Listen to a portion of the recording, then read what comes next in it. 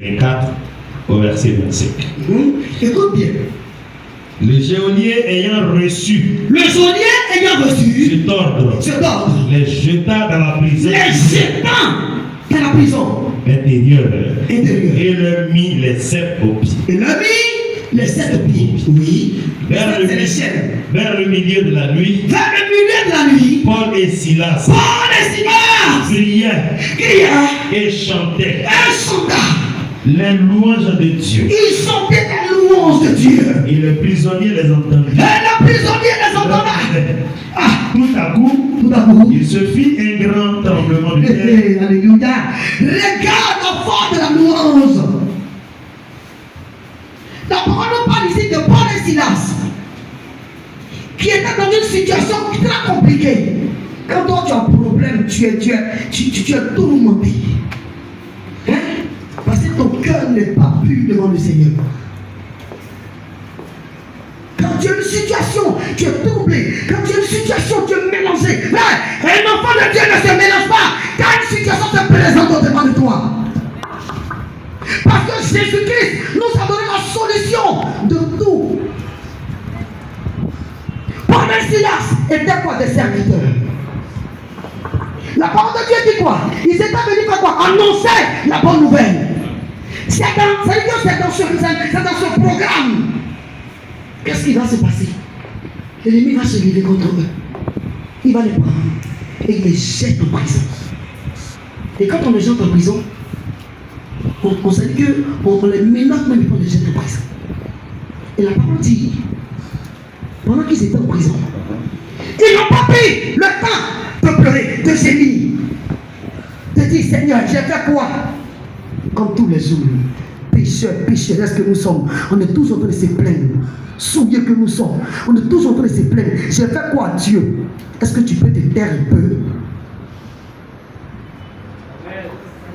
Vers le milieu de la nuit, Paul et Silas priaient et chantaient les louanges de Dieu. Et les prisonniers les entendaient. Hey. Tout à coup, il se fit un grand tremblement de terre. En sorte que les fondements de la prison furent ébranlés. Au même instant, toutes les portes s'ouvrirent et les liens de tous les prisonniers furent rompus. Regarde la force de la vie. Alléluia. Vous vous souvenez qu'il y a un monsieur qui a dit ici, il dit qui est cette femme? Ah, ma fille Esther, elle est là. Il lui a dit ici, dans ce quartier ici, il dit, je suis brillé de ce quartier. Mais la femme là, qui l'a envoyé ici, ce qui ne sait pas, c'est Jésus. Alléluia. Et il dit à ma fille Esther, il dit, on a touché toutes les églises ici. Mais cette femme, on ne peut pas la toucher. Qui est l'envoyé? Qui est derrière elle? Elle est là, et puis je parle, elle assiste là. Alléluia. Il lui dit, qui est derrière elle? Mais ce qui est encore plus dur, quand elle commence à louer là, on ne peut plus tenir. Est-ce qu'on peut acclamer la force de Dieu?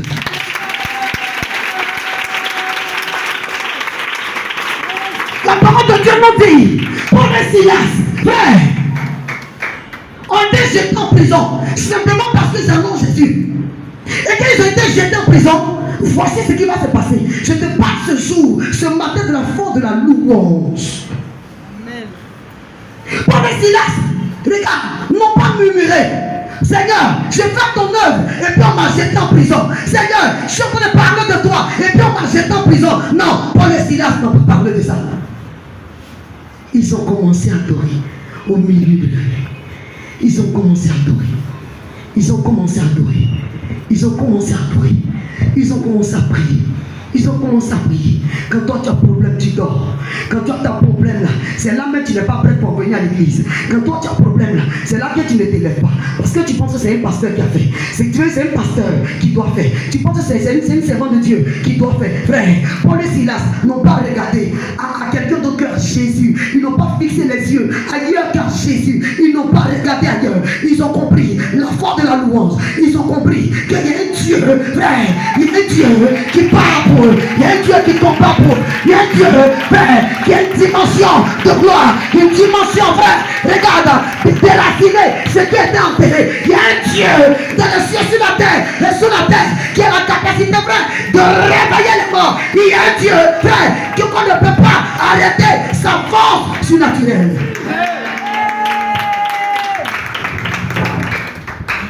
Paul et Silas. Paul et Silas, ils ont pris le temps de louer. Et la parole dit, pendant qu'ils étaient en train de louer, par quoi tu passes?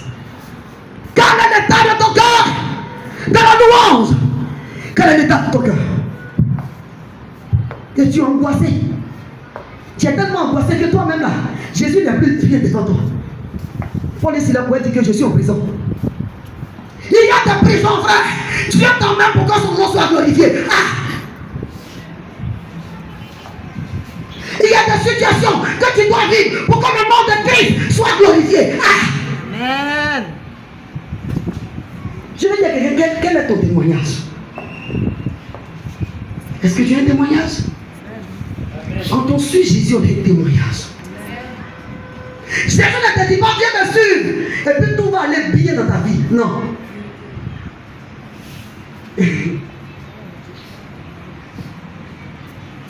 Celui qui est grand, s'il a vécu cela, nous on est qui? Jésus dit portez vos croix. C'est dans la prière, c'est dans l'adoration, c'est dans la louange que quelque chose de merveilleux se passe. Mais quand vous avez des problèmes, vous êtes couché. Maman Dodo, soutiens-moi en prière. Maman Dodo peut te soutenir. Et Jésus a besoin de toi. Amen. Maman Dodo peut prier pour toi. Mais maman Dodo n'est pas celle qui a payé le prix pour toi. Il y a quelqu'un qui a payé. Il y a quelqu'un qui a été blessé. Il y a quelqu'un, regarde, qui a été très malé. Il y a quelqu'un, regarde, qui a été humilié. Ouais, pour que toi, tu aies la vie. Cette vie, tu ne vas pas la recevoir gratuitement. Il faut que tu payes le prix en le cherchant dans la prière, dans la louange, dans la sincérité, avec un cœur pur. Alléluia. Alléluia. Paul et Silas. Paul et Silas. Est-ce qu'il y a des Paul et Silas en celui? Est-ce qu'il y a des Paul et Silas en celui? L'adoration fait monter une dimension très réelle. L'adoration. Vous voyez, moi c'est quand j'ai un problème que j'adore. Je ne sais pas pleurer de une situation. Non. Je ne peux pas. Parce que quand tu commences, tu vas commencer tout à l'adorer. Tu vas commencer tout à l'adorer. Tu vas commencer à lever. Regardez, souvenez-vous quand papa est tombé. Quand papa est tombé mort, le 12 janvier 2020, la seule chose que j'ai commencé, c'était à la louange. Quand papa est tombé à la maison, j'avais le micro et j'étais en train d'adorer. J'étais en train d'adorer. J'étais en train d'adorer. J'étais en train d'adorer. Les exhortés me disaient, maman, change. Ils ne comprenaient pas. Alléluia, on n'avait pas encore reçu le mail. C'est-à-dire que la nouvelle, à l'église, mais il était déjà tombé là-bas. J'étais dans l'adoration. J'étais en train d'adorer. J'étais en train d'adorer. Parce que ce jour, le Seigneur m'a dit, tu es mon meilleur ami. Est-ce que quelqu'un est un ami du Seigneur ici? Amen. Est-ce que quelqu'un est un ami du Seigneur ici? Amen. Alléluia. Alléluia. Frère, je pourrais m'asseoir pour dire, Seigneur, mon mari, j'avais pleuré comme tout. Hey! J'ai dit, quand je suis arrivé, tout le monde est en train de pleurer. Ils ont soulevé son corps, ils l'ont déposé là. Dans une voiture là pour l'emmener dans une clinique de la place. Les Oliviers. Quand ils sont arrivés à lui là-bas, d'abord on s'en va. Je viens d'abord, c'est Samuel qui l'attrape. Il commence à pleurer. Il dit, petit, dégage ici. C'est-à-dire qu'on a une dimension, ma fille c'est blanche. Ça s'est passé devant elle. Voilà son oncle. Ça pleure. Des chrétiens qui pleurent pour une situation. Des chrétiens qui pleurent.